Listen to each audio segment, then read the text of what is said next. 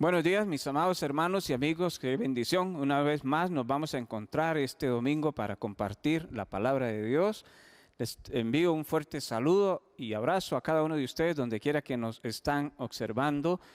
Saludamos a las personas que nos ven fuera de nuestro país, también a todos aquellos que nos ven en diferentes zonas de nuestro país, acá en Costa Rica, en zonas rurales. Les enviamos un fuerte saludo. Estamos orando por todos ustedes y rogando a Dios para que sus vidas sean vidas de bendición en este nuevo año que hemos iniciado. Que Dios les bendiga y que el Señor les guarde y les guíe en sus propósitos de año nuevo. Quiero animarlos para que oren por nuestro ministerio Oikos, Villa de Ayarco. Estamos animados, entusiasmados de lo que Dios tendrá para nosotros en este 2021. Y es nuestro anhelo y nuestro deseo que usted también sea parte de este proyecto misionero, de este proyecto de Dios en Oikos. Usted puede colaborar con nosotros a través de la oración. Anímese, ore por este ministerio, dedique tiempo al Señor en su oración para recordarnos y poner en manos de Dios el empuje, nuestro trabajo y nuestro servicio al Señor. También si hay en su corazón el anhelo o el deseo de colaborar financieramente con nuestro ministerio, puede hacerlo al SIMPE móvil 8326-1860. También puede hacerlo a través de un depósito directo en las cuentas bancarias de nuestra Asociación Bautista Oikos en el Banco Nacional. Pero estamos acá entonces deseosos de conocer de usted, de saber de usted y sobre todo de saber que usted nos apoya, ya sea de manera espiritual, a través de la oración o de manera directa también económicamente, aportando sus ofrendas, sus diezmos o sus donativos a la Asociación Bautista Oikos a través del SIMPE 8326-1860. Este inicio de año quiero saludarles y también compartirles a ustedes el mensaje sobre Isaías capítulo 6, versículos del 1 al 13. Y pues antes de hacer la lectura, quisiera orar por todos ustedes y poner en las manos de Dios este tiempo. Vamos a orar. Señor, te damos las gracias esta mañana.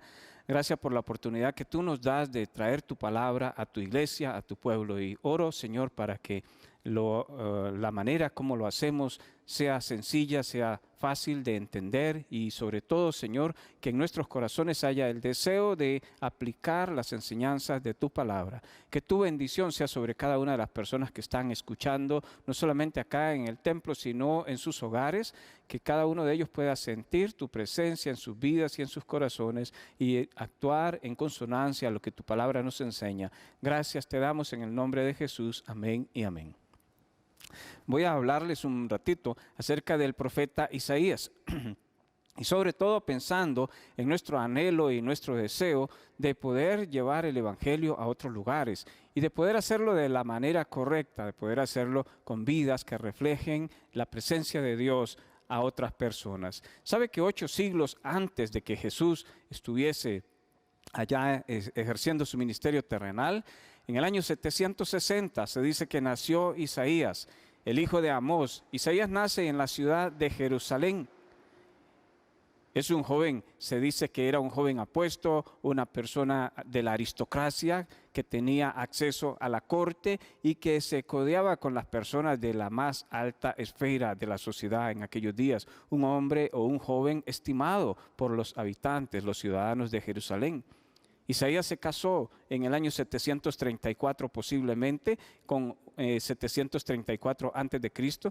Se casa y de esa unión nacen 2 hijos. Uno se llama Mahaer-Salal-Hasbaz y Mahaer-Salal-Hasbaz significa pronto al saqueo, presto al botín. Y su otro hijo se llama Sear-Jasub, que significa un remanente volverá. Realmente los nombres de sus hijos eran toda una predicación, todo un mensaje, era una manera gráfica para hacerle saber al pueblo las cosas que venían en un momento pronto. Prontamente aquella ciudad, aquel pueblo iba a ser saqueado, él iba a ser llevado como botín. Y años después ese pueblo regresaría con un remanente. Ese era el significado de los nombres de sus hijos. De una manera consciente, Isaías estaba al tanto de los problemas que vivía el mundo de su época. Pero como toda persona joven iniciando su vida familiar, es seguro que Isaías tenía su vida planeada y no tenía en mente involucrarse en nada que pusiera en riesgo su vida. Creo que a todos nos sucede eso. Cuando estamos iniciando nuestra vida matrimonial, tenemos planes, tenemos anhelos, sueños y deseos y tratamos en lo más posible de no involucrarnos en todas aquellas cosas que pueden desviar nuestra atención hacia el logro de nuestros propósitos. Había nombres que sonaban internacionalmente en aquellos días, nombres como Tiglat-Pileser, Salmanasar, Sargón, Senaquerit. Eran nombres tan conocidos por los judíos como nombres para nosotros hoy como Daniel Ortega o Maduro o Donald Trump o Putin. Era una época en que el movimiento político y militar estaba realmente convulsionado. Había mucha decadencia moral, había mucha decadencia política y mucha decadencia religiosa y espiritual. El pueblo estaba lleno de gobernantes corruptos y también era un pueblo idólatra. Y Isaías está viviendo inmerso en esa época, en ese tiempo, y cuando Dios lo llama a servirle, Dios lo llama para servirle durante 40 años y en el tiempo en que hubo 4 reyes al menos en Judea, en Jerusalén. Como hemos visto, las condiciones políticas eran sumamente difíciles. Los asirios habían tomado el norte en el año 722 y Jerusalén había sobrevivido solamente por la intervención divina, porque Dios había hecho un milagro y les había librado de un ejército de miles de soldados. Veamos algunos ejemplos de lo que estaba sucediendo en aquellos días de la pobreza espiritual y tratemos de mirar también nuestra época. Uno podría pensar que Isaías estaba viviendo en nuestro tiempo. Dice Isaías en el capítulo 5, versículo 8, «Hay de aquellos que acaparan casa tras casa y se apropian de campo tras campo hasta que no dejan lugar para nadie más y terminan viviendo solos en el país». Ese versículo de Isaías 5:8 nos habla de un materialismo extremo. Personas que iban acaparando propiedades, iban acaparando lugares y iban estrujando a los más pobres. Al final terminarían viviendo ellos solos en sus grandes casas, en sus grandes fincas. Había un materialismo increíble. Isaías 5:11 nos habla de los vicios. Dice, hay de los que se levantan de mañana para seguir la embriaguez, que se están hasta la noche, hasta que el vino los enciende. Y en sus banquetes hay arpas, vihuelas, tamboriles, flautas y vino, y no miran la obra de Jehová ni consideran la obra de sus manos. Ese tiempo en que Isaías vivía era un tiempo de licor y fiesta, de licor y música. Se levantaban de mañana para seguir en su embriaguez hasta la noche, mientras el vino encendía sus ánimos otra vez con música de todo tipo, y se olvidaban de lo que Dios estaba haciendo. ¿No nos parece estos 2 versículos que hemos leído ya algo a lo que vivimos hoy? Gente que constantemente está adquiriendo bienes, propiedades y otros que no pueden obtener el menor espacio donde vivir. Gente que se consume en el vicio, en la embriaguez, en la borrachera y que viven metidos en ambientes con música estridente y que se olvidan de Dios. Isaías 5:20 también nos dice que hay de los que a lo malo le dicen bueno y a lo bueno malo, que hacen de la luz tinieblas y de las tinieblas luz, que ponen lo amargo por dulce y lo dulce por amargo. Eso nos revela un tiempo con una moralidad sumamente baja, donde todos consideraban que era relativo. Si eso es malo para ti, pues no lo hagas. Y si es bueno, pues hazlo si te sientes bien. Eso sucedía ya en los tiempos de Isaías y sucede en nuestros tiempos donde no hay una verdad absoluta, sino que las personas, cada quien define qué es bueno y qué es malo a la luz de sus valores y sus principios humanos. Ay, dice Isaías, ese es un ay de dolor. Ay de los que se embriagan, ay de los que acaparan, ay de los que a lo malo le dicen bueno y de los que a lo bueno le dicen malo, a la luz de las tinieblas, que ponen lo amargo por dulce y lo dulce por amargo. Isaías 5:21 también nos habla de que había un culto al conocimiento. Dice otro ay de los sabios en sus propios ojos y de los que son prudentes delante de sí mismos. No es que es es pecado estudiar, no es que es malo adquirir conocimiento, pero hay un culto al conocimiento, no solamente en aquellos días, también en los días nuestros. El culto a la educación, al conocimiento que nos separa de Dios. Por eso Isaías le dice a aquellos sabios a su propia opinión: ay de los sabios en sus propios ojos, ay de los que son prudentes delante de sí mismos. Y nuevamente en Isaías 5:22, Isaías le vuelve a decir otro ay de los valientes para beber vino, de los valentones que mezclan las bebidas embriagantes. Pareciera que Isaías estaba viviendo en nuestros días, en nuestra época, hablando de un excesivo acaparamiento en detrimento de los más pobres, hablando de fiestas, de licor, de música, hablando de un culto al conocimiento, a la belleza, hablando de una época donde no habían valores absolutos, sino que todo era relativo. Hablando de una época en que el alcoholismo y la borrachera y la dependencia de estas drogas era increíble. Gente valiente para beber, valientes para mezclar embriagueces. Esa era la época en la que Isaías estaba viviendo, en la que estaba criando a sus hijos, estaba viviendo con su esposa. Él tenía su vida planeada y estaba pensando en no involucrarse en ninguna de estas cosas, dejar que las cosas sucedieran como sucede hoy también con muchos de nosotros. Sabemos que el mundo está perdido, que hay una gran necesidad de llevar la palabra de Dios a todos estos grupos extraños y difíciles. Pero tenemos nuestra vida planeada y hacemos las cosas según nuestro propio criterio. Isaías estaba yendo en la dirección que él quería. ¿Hasta qué? ¿Hasta qué?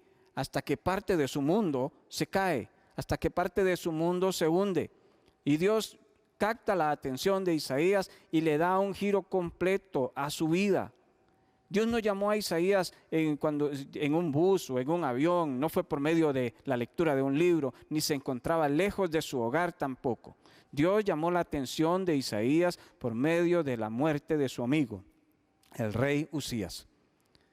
El rey Usías fue un gran rey, un rey bueno, con un final trágico. Dice 2 de Crónicas 26 que Usías fue agricultor, ganadero, constructor de fuentes de agua, inventor de máquinas, pero al final de su vida un leproso. Usías gobernó por 52 años, amigo íntimo de Isaías, y cuando muere hay un sentimiento de inseguridad en el pueblo. Es la razón por la que Isaías, ahora que su amigo ha muerto y que ha sido el único rey que ha conocido, ahora Isaías se encuentra un poco frustrado y temeroso. Y vamos a leer Isaías 6, versículos del 1 al 8, dice lo siguiente. En el año que murió el rey Usías, vi yo al Señor sentado sobre un trono alto y sublime, y sus faldas llenaban el templo. Y por encima de él había serafines. Cada uno tenía 6 alas, con 2 cubrían sus rostros, con 2 cubrían sus pies y con 2 volaban. Y el uno al otro daba voces diciendo: Santo, Santo, Santo, Jehová de los ejércitos. Toda la tierra está llena de su gloria. Y los quiciales de la puerta se estremecieron con la voz de aquel que clamaba, y la casa se llenó de humo. Entonces dije: ay de mí, que soy muerto, porque siendo hombre inmundo de labios y habitando en medio de pueblo que tiene labios inmundos, han visto mis ojos al Rey, Jehová de los ejércitos. Y voló hacia mí uno de los serafines, teniendo en su mano un carbón encendido, tomado del altar con unas tenazas, y tocando con él sobre mi boca, dijo: he aquí que esto tocó tus labios, y es quitada tu culpa y limpio tu pecado. Después oí la voz del Señor que decía: ¿a quién enviaré? ¿Y quién irá por nosotros? Entonces respondí yo: heme aquí, envíame a mí. Mis amados hermanos, cuando leemos estos versículos, podemos perder con facilidad o quedar tan impresionados por la visión que pasamos por alto las circunstancias que causaron aquella visión. Si entendemos bien, ese era un tiempo de pérdida, una experiencia de dolor para Isaías. Su amigo había muerto, su compañero, su rey había muerto. Y tal vez el profeta se trata de escabullir un poco en la casa de Dios en busca de un poco de quietud y de oración. Seguramente se sentía solo, abandonado. Y es ahí, en aquel día, el año que murió el rey Usías, cuando dice Isaías, vi yo al Señor. Y es que Dios utiliza las circunstancias para hacernos conscientes de su presencia. Quiero que tenga en mente esta expresión. Dios utiliza las circunstancias para hacernos conscientes de su presencia. Fue el año que murió su amigo, el rey Usías. Fue el año en que murió su compañero. Ese año cuando él pudo ver al Señor. Su situación terrenal le hizo levantar su vista al cielo. Quizá le haya sucedido a usted en alguna ocasión. Seguramente una enfermedad, el traslado repentino a una nueva comunidad, la pérdida del trabajo o la muerte de un ser amado. Son ese tipo de experiencias las que muchas veces hacen que nosotros los hombres tengamos que doblar nuestras rodillas y experimentemos de una manera real la presencia de Dios en nuestra vida. Fue el año que murió su amigo, cuando Isaías vio al Señor. Seguro que usted podría decir lo mismo en algunos momentos. ¿Y qué estaba haciendo el Señor aquel día, en aquella visión que tuvo Isaías? Estaba el Señor frunciendo el entrecejo. ¿Estaba Dios paseando nerviosamente de un lugar a otro? ¿Acaso se encontraba Dios inquieto o perplejo o airado, nervioso? No, dice Isaías, el Señor estaba sentado. Yo lo vi sentado sobre un trono alto, sobre un trono sublime. Sus faldas llenaban el templo. Isaías estaba acostumbrado a ver al rey, a conocer al rey, a mirar al rey sentado en su trono. Y al mirar a su amigo Usías sentado en aquel trono, Isaías podría percibir hacia sí mismo y su familia seguridad, protección, tranquilidad. Pero ahora que su amigo el rey había fallecido, Isaías se siente inquieto, se siente perplejo y va al templo buscando dirección, ayuda de Dios. Es ahí en el templo, el año que fallece su amigo, cuando él se siente tan inseguro, que él mira al Señor y lo ve sentado en su trono alto y sublime. Ese trono alto nos habla de la soberanía de Dios. Ese trono alto nos habla de que Dios tiene todas las cosas en su poder. Generalmente los tronos estaban ubicados en una parte superior donde todos pudiesen mirarle, pero esos tronos de los hombres no quedan a la altura del trono de Dios. Nuestro Dios, nuestro Señor, en medio de las circunstancias adversas en las que nosotros podemos estar pasando en este día o tengamos que enfrentar en el futuro, el trono de Dios está sobre todas las cosas. Es un trono alto, es un trono sublime, es un trono donde Dios tiene la perspectiva completa de las cosas. Es un trono donde podemos darnos cuenta de la autoridad de Dios, de lo grande que es Dios. Al hablarnos de lo sublime, está hablando de la autoridad. Isaías no vio un Dios desconcertado o un Dios ansioso. No, Isaías vio a un Dios sentado en dominio absoluto, soberano, tranquilo, con plena perspectiva y absoluta autoridad. Es en momentos de angustia o aflicción donde donde tú y yo necesitamos tener esa visión apropiada y correcta de quién es Dios realmente. Porque en los momentos de aflicción a veces nosotros sentimos que Dios está lejano o que Dios no existe o que Dios no nos escucha. Pero en los momentos de aflicción, tal y como lo hizo Isaías, es el momento para correr a buscar de Dios en su casa y clamar al Señor por una visión correcta y apropiada de quién es Él.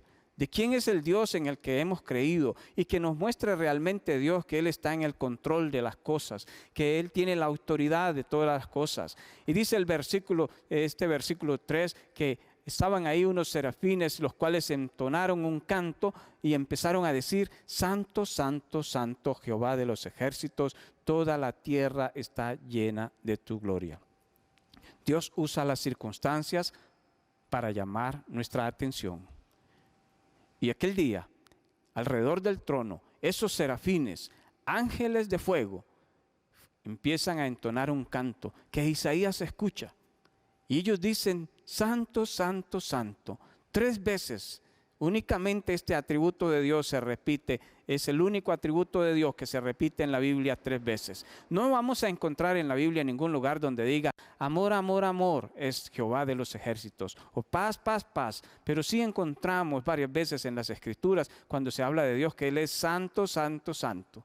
Quiere decir que Dios está mucho más allá de todas las cosas, que aunque es un Dios cercano a nosotros, que es difícil entenderlo, también es un Dios distante, trascendente, que no puede tener contacto con nada que no sea santo, y no hay nada santo aparte de Dios. Isaías no solamente ve al Señor soberano en su trono alto, con gran autoridad. No solo contempla aquel coro de serafines entonando este canto donde le expresan al que está en el trono palabras tales como santo, santo, santo, sino que Isaías, al escuchar esto y ver esa inmensa santidad y grandeza de Dios, Isaías puede mirar hacia su corazón y darse cuenta de su propia pecaminosidad, de su depravación. Y al mirar ese contraste tan abismal entre Dios y sí mismo, Isaías se siente que está condenado. ¿Y cómo te sientes tú ante la presencia de Dios? ¿Es que acaso nosotros a veces no nos sentimos realmente sin derecho alguno a volver nuestros ojos al cielo? Como aquel hombre que orando se golpeaba el pecho y solamente atinaba a decir, sé propicio a mí, pecador. Solo la santidad de Dios hace que nosotros podamos ver la verdadera naturaleza de nuestro corazón. Si tú no has mirado la santidad de Dios, no te has dado cuenta lo terrible, la gravedad de la enfermedad del pecado en tu vida. Y es que Dios no solamente aprovecha las circunstancias de la vida para hacernos ver su presencia, sino que Dios, al hacernos ver su presencia, nos revela su carácter para que nosotros podamos percibir nuestra necesidad. Dice el versículo 5 que Isaías dijo, ay de mí, es un ay de dolor, ay de mí que soy muerto, porque siendo hombre inmundo de labios y habitando en medio de pueblo que tiene labios inmundos, han visto mis ojos al Rey Jehová de los ejércitos. Esta es una parte vital de la revelación de Dios al hombre. Dios nos abre los ojos a las necesidades de las demás personas. Lo primero que nos muestra no son los millones de personas que mueren de hambre, ni los perdidos en las tinieblas. Lo primero que Dios nos muestra al llamar nuestra atención es su santidad. Y al mirar su santidad nos damos cuenta de quiénes somos nosotros. Es un careo para poder entender la realidad de nuestra vida. ¿Te has dado cuenta quién eres tú? Solamente cuando miras a Dios. Y el Señor usa momentos tristes y dolorosos para hacernos levantar la vista al cielo. Y cuando miramos a Dios, nos podemos dar cuenta de que hay cosas tan esenciales en el carácter de Dios, que al mirar esas cosas nos damos cuenta de la pobreza nuestra, de nuestra necesidad de Él. El verso 3 dice, Santo, Santo, Jehová de los ejércitos. Pero el verso 5 dice, ay de mí que soy muerto, porque soy un hombre inmundo de labios. Ese mismo temor que sintió Elías, ese mismo asombro que sintió Elías al mirar la santidad de Dios, lo sintieron tantas personas en aquellos días cuando Jesús caminaba entre el pueblo. Por ejemplo, cuando Jesús calma la tempestad allá en el mar de Galilea, dice la Biblia en Lucas 8 que la gente se maravillaba y se decían unos a otros, ¿quién es este? Quiere decir que la gente se llenó de temor y de asombro al mirar a Dios obrando y se decían, ¿quién es este? Y ante esa escena de santidad, Isaías se da cuenta de que merece la pena de muerte, el castigo. Pero ¿cuál es la respuesta de Dios al hombre pecador? Dice el versículo 6 que voló uno de los serafines teniendo en su mano un carbón encendido tomado del altar con unas tenazas y tocando con él sobre la boca. Sobre mi boca, dijo, he aquí, esto tocó tus labios y es quitada tu culpa y limpio tu pecado. El ángel llameante toca a Isaías con un carbón caliente. ¿Y dónde lo toca? Lo toca en sus labios. Y esto es algo muy significativo, Porque Isaías acaba de admitir que él es un hombre de labios inmundos. Y por lo tanto, para nosotros no debe ser escandaloso tomar esa declaración en el sentido literal, como lo dijo Isaías. ¿Qué necesita tocar Dios en tu vida? En el caso de Isaías, dado que tenía un vocabulario sucio, que luchaba con un lenguaje sucio, es probable que estuviera usando aquello como una excusa para descalificarse del servicio a Dios.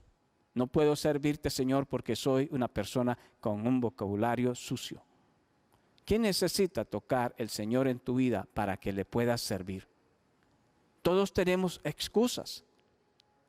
Hay quienes dicen, yo no tengo una buena salud física, no puedo servirle al Señor porque soy muy enfermizo.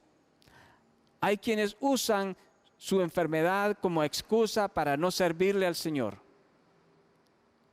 Hay quienes usan su carácter y entonces dicen, yo tengo mal carácter, no puedo servirle al Señor con este carácter. Hay quienes dicen, no puedo hablar en público, no puedo servirle al Señor porque no sé hablar en público. Algunos dicen, yo no tengo mucha preparación. O hay quienes dicen, mi pasado es demasiado malo. O quizás algunos dirán, soy divorciado, etcétera, etcétera. Las excusas no tienen cabida en el plan de Dios. Dios está buscando personas dispuestas a ser quemadas por el fuego, a ser tocadas por ese carbón encendido para ser sanadas de sus malos hábitos, de su forma de pensar, de su forma de vivir, para que puedan ser siervos útiles en el ministerio del Señor. Dios es más grande que cualquier excusa. Su especialidad consiste en recoger vasos golpeados, vasos quebrados, vasos sucios, vasos rotos, vasos culpables, vasos infelices. Dios es especialista en tomar todo ese tipo de vidas quebrantadas y recomponerlos y perdonarlos y hacerlos útiles de nuevo. ¿Eres tú un vaso echado a perder? Dios esta mañana te da la oportunidad de hacer de tu vida un vaso nuevo, de rehacer tu vida y perdonarte y hacerte útil de nuevo. El Señor desea restaurar tu vida para que le sirvas. ¿Qué dijo el ángel a Isaías después que tocó sus labios con aquel carbón? El ángel dijo, es quitada tu culpa y limpio tu pecado. Eso es lo que el Señor anhela hacer en el corazón de todos los hombres que reconocen que tienen labios inmundos. Primera de Juan 1:9 dice que si confesamos nuestros pecados, Él es fiel y justo para perdonar nuestros pecados y limpiarnos de toda maldad. Esta es la oportunidad que el Señor te brinda esta mañana. Quizás has venido buscando al Señor porque algo ha sucedido en tu vida. Ha habido alguna situación que te ha hecho buscar refugio en la casa de Dios. Y al venir a la casa de Dios, Dios te ha mostrado su gran santidad y ha reflejado en ti tu impureza.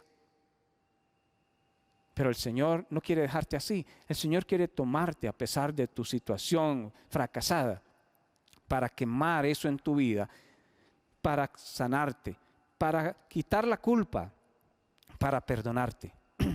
Dice el versículo 8 que después de haber hecho eso, entonces el Señor nos da esperanza. Dice el verso 8, después oí la voz del Señor que decía, ¿a quién enviaré y quién irá por nosotros? ¿Qué pregunta la que nos hace el Señor en este pasaje de Isaías 6:8? ¿A quién enviaré? Y es que Dios nos da esperanza para hacernos comprender que somos útiles.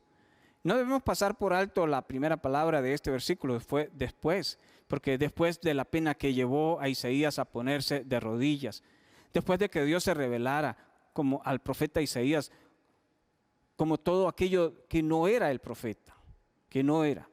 Después de que el serafín hubiese tocado sus labios y le hubiese asegurado que Isaías era un hombre útil, después de que Dios preguntara, ¿a quién enviaré?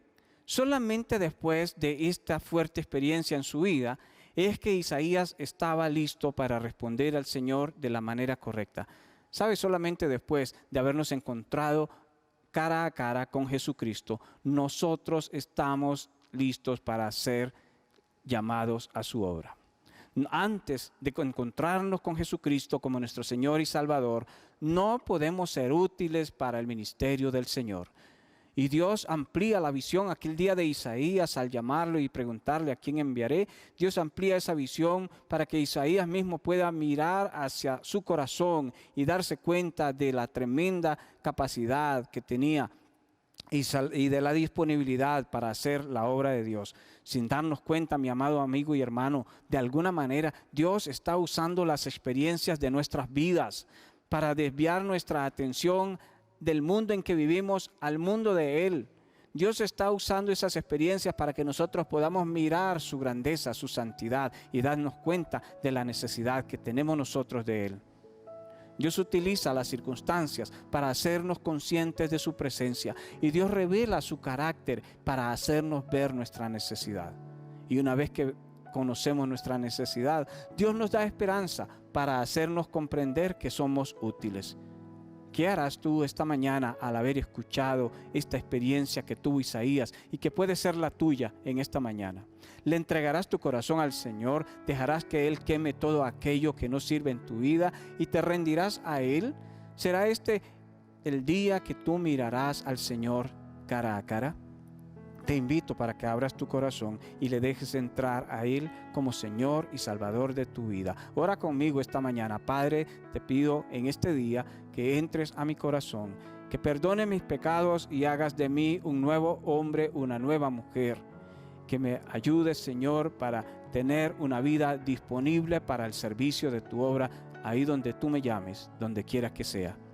Te doy gracias por recibirme como tu hijo. Me entrego por completo a ti en el nombre de Jesús. Amén. Si has orado de esta manera, háznoslo saber de alguna forma. Envíanos un mensaje al 83 26 18 60 o escribe en el Facebook o el WhatsApp de nuestra iglesia Bautista Oikos y danos la noticia de lo que has hecho en este día. Que el Señor te bendiga, que el Señor te guarde y prospere tus pasos donde quiera que vayas. Un abrazo con mucho cariño y mucho amor de nuestra parte en el nombre de Jesús. Amén y amén.